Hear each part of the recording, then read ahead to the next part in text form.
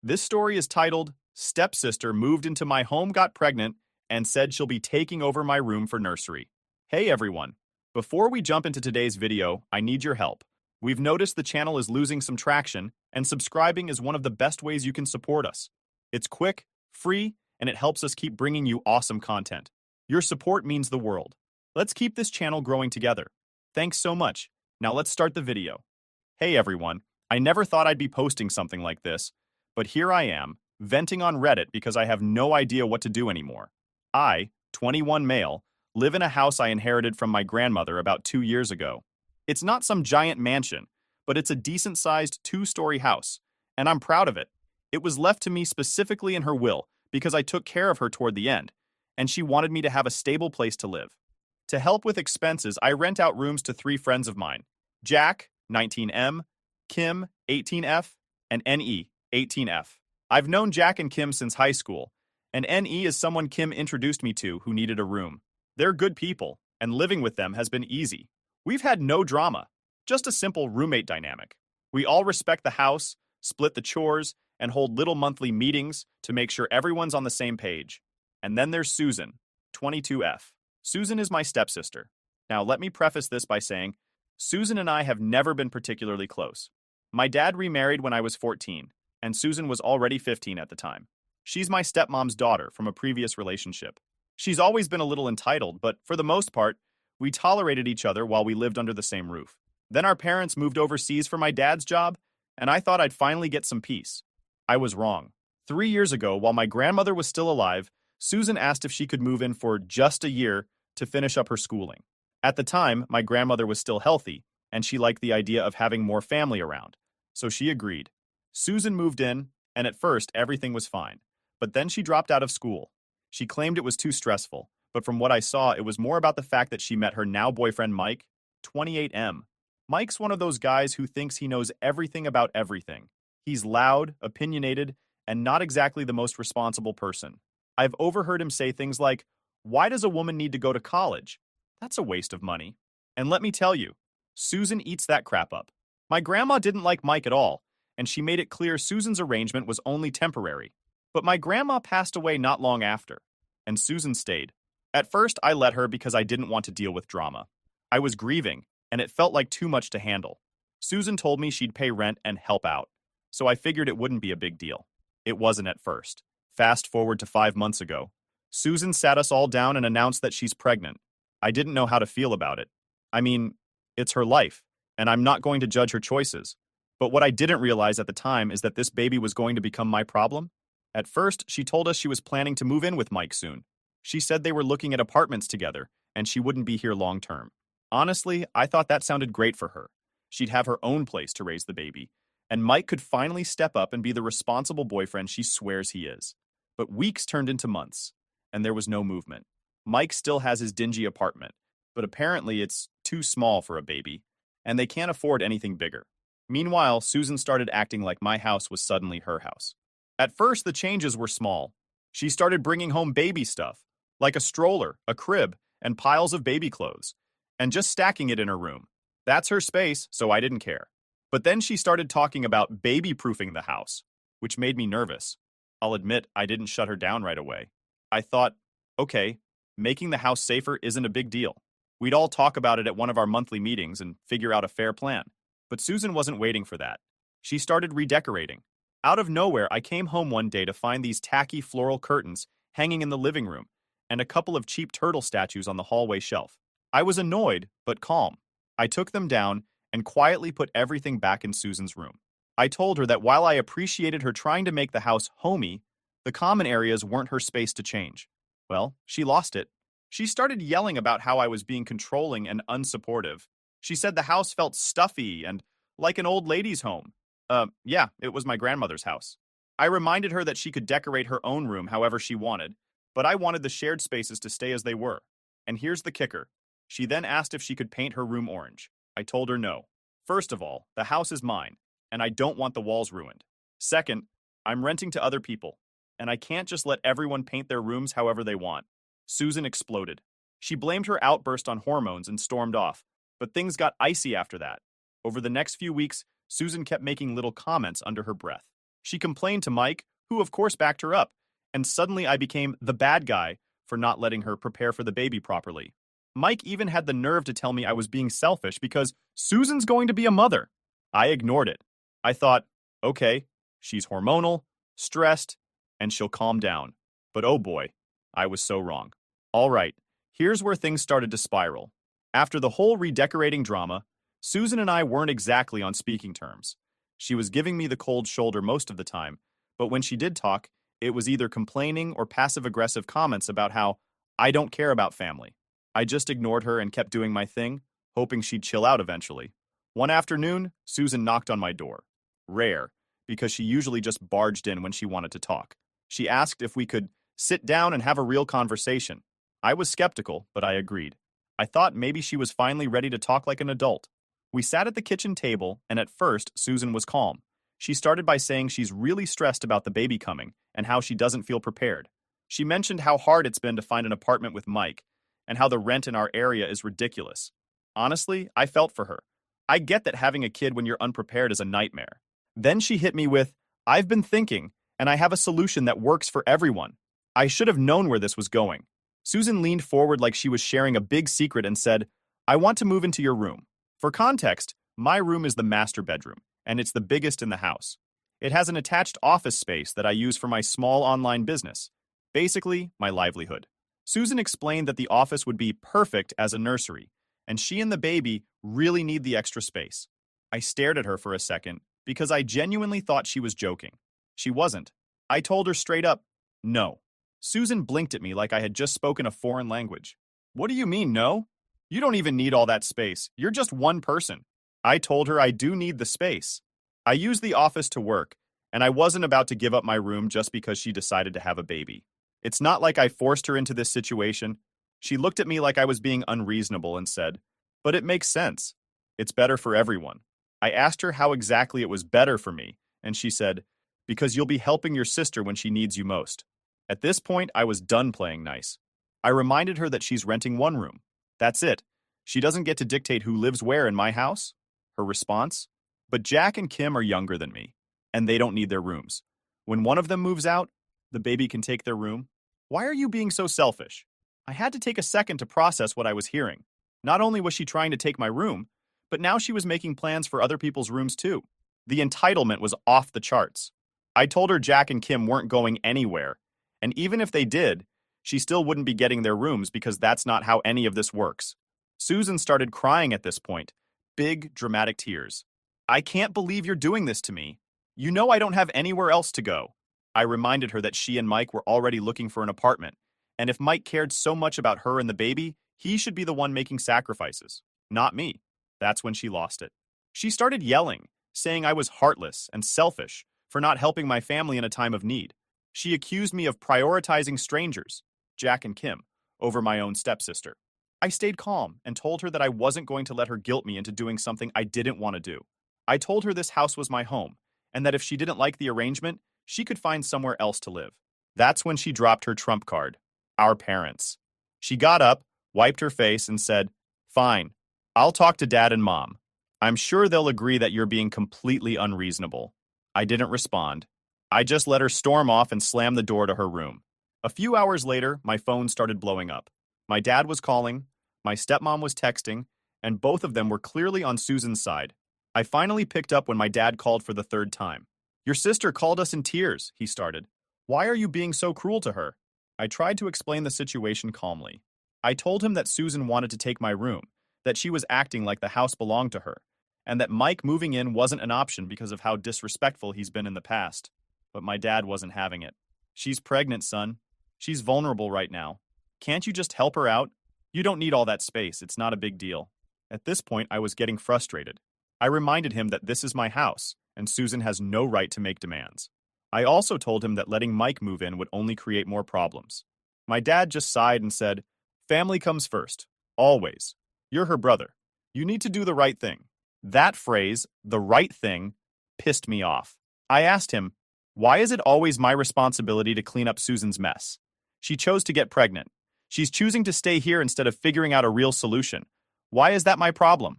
My dad got quiet for a second and then said, I'm disappointed in you. That stung. I'm not going to lie. But I stood my ground. I told him Susan wasn't getting my room, and if she and Mike didn't like the living situation, they could figure something else out. I hung up before he could respond. After that call, I felt drained. My parents were completely on Susan's side, and I knew she'd be using that as ammo. She didn't say a word to me for the rest of the night, but I could hear her talking to Mike on the phone, probably trashing me. The next morning, I found a note taped to my door. It said, "I hope you're happy. Mom and Dad agree that you're a selfish jerk. I'll be talking to a lawyer about my rights to live here." A lawyer? Seriously? I knew Susan was dramatic, but this was a new level. At that point, I decided I needed to get ahead of this. If Susan wanted to play hardball, I was going to be ready. After Susan's dramatic threat about talking to a lawyer, I knew I couldn't just sit around and wait for her to pull something.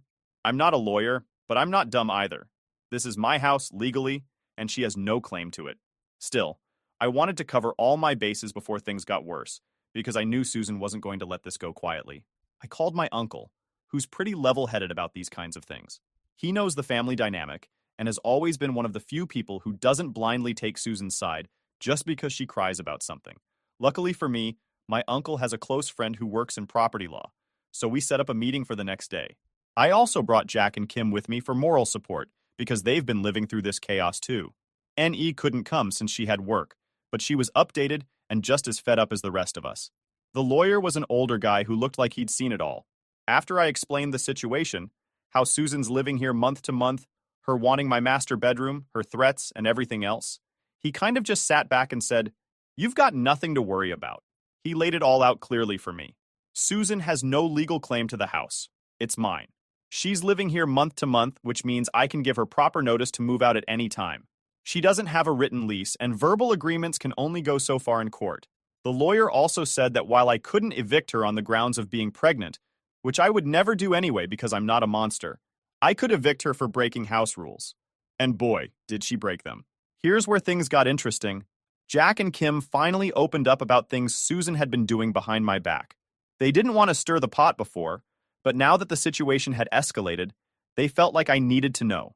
First off, Susan had apparently been making snide, homophobic comments to Jack. Jack's openly gay, and Susan knows this, but I guess she thought it was okay to mutter things like, "This is a phase," or "Real men don't act like that," whenever they cross paths. Jack said he didn't want to make a big deal about it, but it clearly bothered him. Then Kim told me about how Susan had been barging into her room without knocking. Susan kept borrowing things without asking: makeup, clothes, even food. The final straw for Kim was when Susan ruined a load of her laundry. Kim's pretty sure Susan did it out of pettiness, because the clothes weren't just mixed up. They were completely trashed. Hearing this made me even angrier than I already was. Susan was treating everyone in the house like we were just inconveniences she could walk all over. This wasn't just my problem anymore. It was affecting my roommates, and I wasn't about to let it continue. After the lawyer reassured me that I had every legal right to give Susan notice, I asked what steps I needed to take. He said the key was to document everything. So when I got home that night, I sent Susan a formal notice by email and text. "Hi, Susan. This is your official notice that I will not be renewing your month-to-month agreement. You have 30 days to make arrangements to leave the property. If you'd like to discuss this further, I'm available to talk tomorrow." I wasn't trying to be rude or antagonistic. I just wanted it to be clear and professional. Next, I called a locksmith. I had already been planning to change the locks for unrelated reasons. There's some old baggage with an ex who still had a key, so I figured it was a good time to just lock everything down and make the house more secure. The locksmith came that same evening and replaced all the locks on the front door and bedroom doors. I also had a lock added to the living room door and garage, because I wasn't about to let Susan or Mike snoop around where they didn't belong.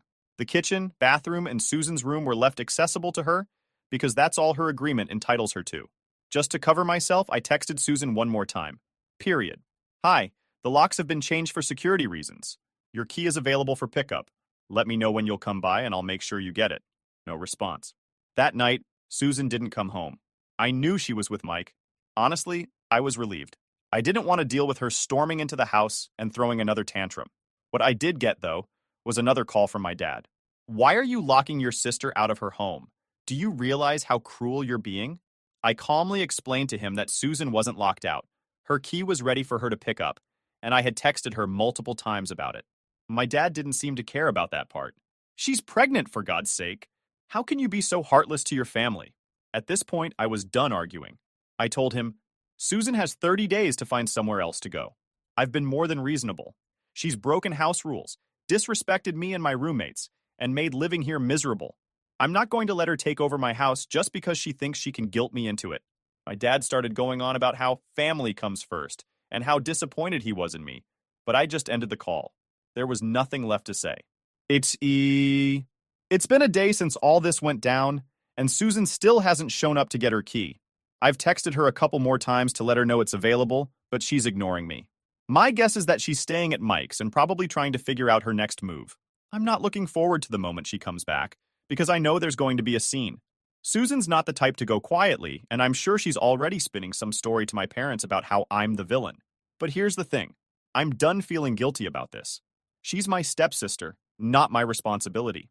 She made her choices, and I'm not about to let her steamroll me, my roommates, and my life because of those choices. I'm prepared for whatever happens next. If she wants to drag this out, I've got the lawyer's advice to back me up. If she wants to keep our parents on her side, so be it. I know I'm doing the right thing for myself and my home. It took 3 days.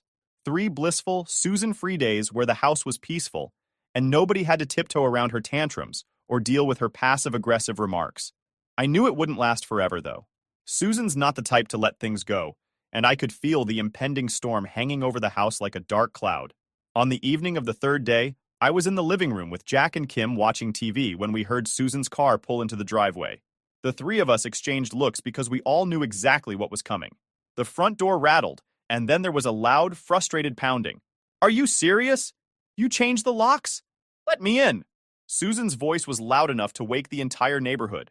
I grabbed her new key, walked to the door, and opened it to find Susan standing there with Mike behind her, looking smug as always. Susan looked furious. Her face was flushed, her eyes were red, and she was holding her stomach dramatically, like she was trying to emphasize her pregnancy. "Here's your key," I said as calmly as I could, holding it out to her. She snatched it out of my hand and shoved past me into the house. Mike tried to follow, but I stepped in front of him. "Where do you think you're going?" I asked. "Into the house," he said, his tone casual, like he owned the place. "You're not welcome here," I said firmly. "This is still my house." And Susan whipped around from the hallway. "You. Oh my God, you're being ridiculous. He's here to help me carry my stuff upstairs. You're going to make a pregnant woman do it herself?" Jack and Kim were watching from the living room, and I could feel their silent support. I wasn't about to let Mike get his foot in the door, because knowing him, he'd just stay for a few nights and never leave. "I'll help you carry your things," I told her, ignoring Mike completely. Susan groaned dramatically. "You're being impossible. This is our house too, you know." "Our house?" I repeated, trying not to lose my cool. "It's my house. You rent a room here. You don't get to bring your boyfriend in whenever you want, and you don't get to call the shots." Susan turned back to Mike and waved him off. "Fine. Just wait in the car. I'll deal with this." Mike muttered something under his breath, probably an insult, but he left. Susan stomped up the stairs to her room, and I followed, ready to carry her stuff so we could avoid another argument. Isur ityudi purba. Once we got into her room, it became obvious what she'd been doing the past few days. The place was crammed with baby supplies, bags of diapers, a crib still in its box, baby clothes, blankets, bottles. Half of it wasn't even unpacked. I couldn't help myself. "You bought all this stuff, but you still haven't found somewhere to live?" Susan ignored me and dropped into her chair. "Mike and I are still looking. It's not easy finding a place that's affordable and big enough for the baby." I took a deep breath because I knew where this was going. "Susan, you have 30 days.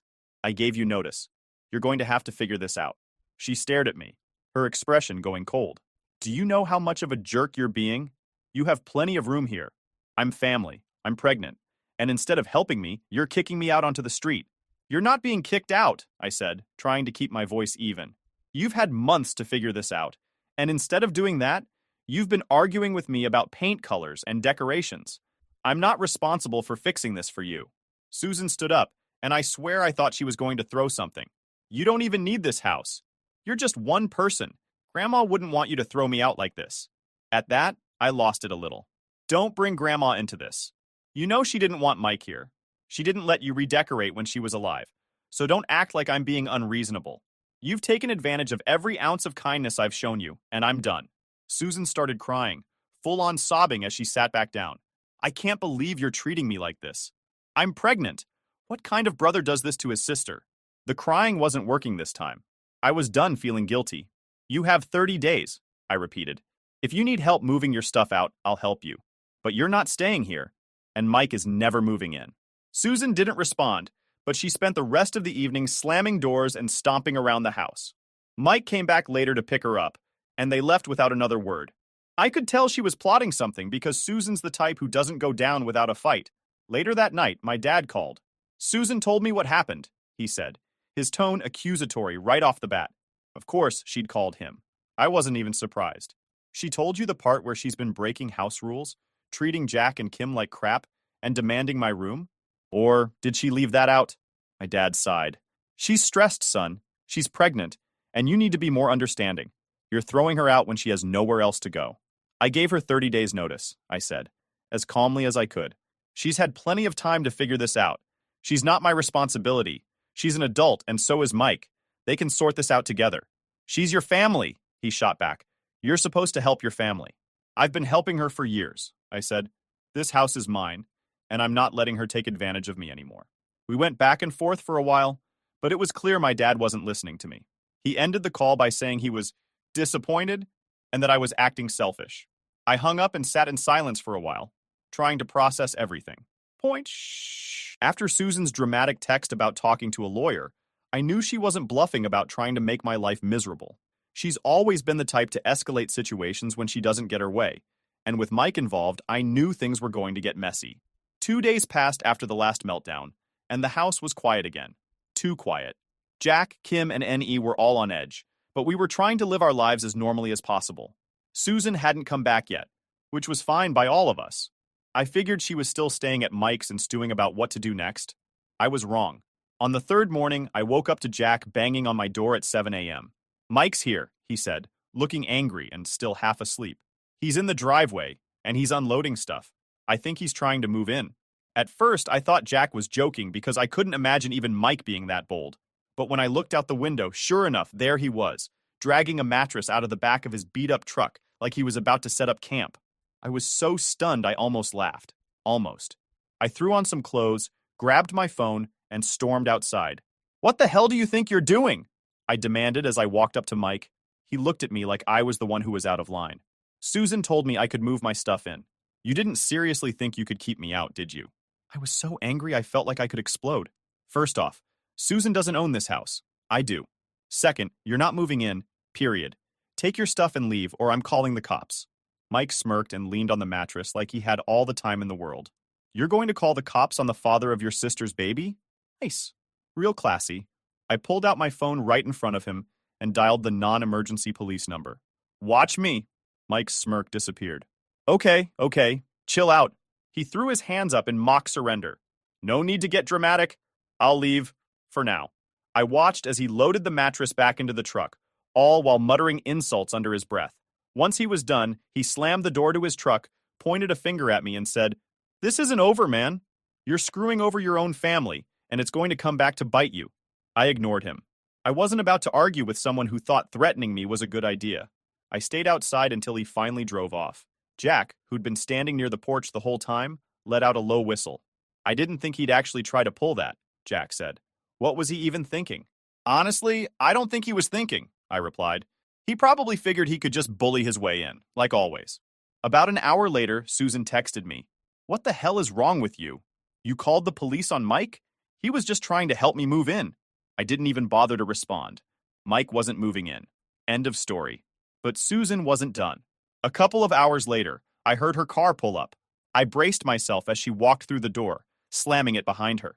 She was holding some papers in her hand and looked like she was ready for a fight. What's this? She demanded, shoving the papers at me. I looked them over and I swear I almost laughed. They were random internet printouts about tenant rights and eviction laws. I handed them back to her. Susan, this doesn't apply to you. I already talked to a lawyer. You're month to month. I gave you proper notice. You don't have a leg to stand on. Her face turned red. Mike says I do have rights, and you can't just throw a pregnant woman out. I'm family, and this is our home. I had to take a deep breath to keep from yelling. Susan, I'm done explaining this to you. You've broken house rules, disrespected me and my roommates, and now Mike's trying to move in behind my back. You have 30 days. That's it. She stared at me for a moment, her hands shaking as she crumpled the papers. You're going to regret this. Dad's already on my side, and when he finds out how cruel you're being, he's going to make you let me stay. I laughed bitterly. Dad doesn't have any say in this house. It's mine, Susan. You can cry to him all you want, but it's not going to change anything. She looked like she was about to cry again, but instead, she stormed up to her room and slammed the door so hard I thought it would come off the hinges. X. The next 2 days were tense. Susan was sulking in her room most of the time, but she made sure to slam the doors or stomp around the house whenever she came out. She didn't speak to anyone, but the energy was awful, like we were all walking on eggshells. Jack and Kim stayed out of her way, but N.E. had had enough. On the second day, Susan left dirty dishes piled in the sink and didn't clean up after herself. N.E. confronted her in the kitchen. You're not the only one who lives here, Susan. Clean up your mess. Susan snapped back, maybe you shouldn't even be here. This house is for family, not freeloaders. N.E. came straight to me and told me what Susan said. I couldn't believe it. Susan was now openly attacking my roommates, the same people who've done nothing but be patient with her nonsense. That night, I called a house meeting without Susan. I sat down with Jack, Kim, and N.E., and we all agreed we couldn't let Susan keep making the house miserable. I promised them I'd handle it. The next morning, I sent Susan a final message. This is your second reminder that you have 30 days to vacate the property. I've been more than fair, but your behavior toward me and the other tenants has gone too far. If you continue to violate house rules or harass anyone, I'll involve my lawyer again. She didn't respond. But I know her. She's planning her next move. The tension in the house had become unbearable. Susan was still sulking in her room, stomping around like a petulant child whenever she emerged to use the kitchen or bathroom. My other roommates, Jack, Kim, and N.E., had been tiptoeing around to avoid her wrath. Nobody wanted to set her off because we all knew what she was capable of. I was counting down the days until her 30-day notice ran out. In my mind, I kept reassuring myself that if we just rode out the clock, this nightmare would end. But Susan had other plans. It all came to a head on a Saturday afternoon. I was in the garage organizing some stuff for my small business when I heard shouting from inside the house. Jack ran out to get me. Dude, Susan's going nuts, he said, out of breath. She's throwing stuff around the living room and screaming at N.E. I dropped everything and ran inside. Sure enough, when I walked into the living room, Susan was in full meltdown mode. N.E. was standing near the wall with her arms crossed, looking both angry and stunned, while Susan was pacing around the room with tears streaming down her face. You people are so ungrateful, Susan screamed, her voice cracking. I'm pregnant. I'm carrying a child, and you're all treating me like garbage. Susan, what the hell is going on? I asked, trying to keep my voice steady. She turned on me, pointing a shaking finger in my face. You, this is all your fault. I told you I needed help, and you're just kicking me out like I'm nothing. You don't care about family. You don't care about me or my baby. Before I could respond, she picked up one of the throw pillows from the couch and hurled it across the room like it was a weapon. It hit the coffee table and knocked over N.E.'s water bottle, which spilled everywhere. N.E. finally snapped. You're insane, Susan. I've been patient, but this is it. You're treating us like garbage when we've done nothing to you. You're making this whole house miserable. Miserable, Susan shrieked, clutching her stomach like she was playing the ultimate victim. I'm the one who's been treated like dirt since I moved in. All I wanted was a little support, and you've all been against me since day one.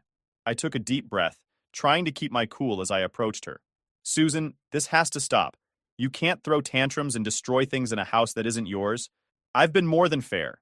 You're making this harder than it has to be. Susan's eyes narrowed at me, and for a moment, I swear I saw something shift. It wasn't tears anymore. It was anger. You think you're so righteous, she said, her voice suddenly quiet and dangerous. You don't deserve this house. Grandma would have wanted me here.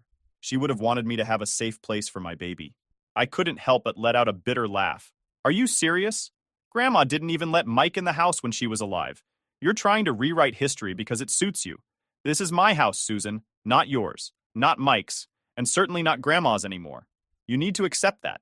She stood there frozen for a moment, looking at me like I'd just slapped her. Then she did something I didn't expect. She stormed upstairs and slammed her bedroom door so hard that a picture fell off the wall. For the next hour, the house was silent. Jack and Kim helped Nee clean up the water Susan had spilled, and we all sat in the kitchen, just waiting. None of us knew what her next move was going to be, but we were all on edge. Then, Susan came back downstairs. This time, she was dragging a suitcase behind her. Mike was outside in his truck, honking the horn like a jerk. Susan didn't say a word to any of us as she walked past. Her face was blotchy from crying, but she looked furious, like she'd swallowed her pride but was still simmering underneath.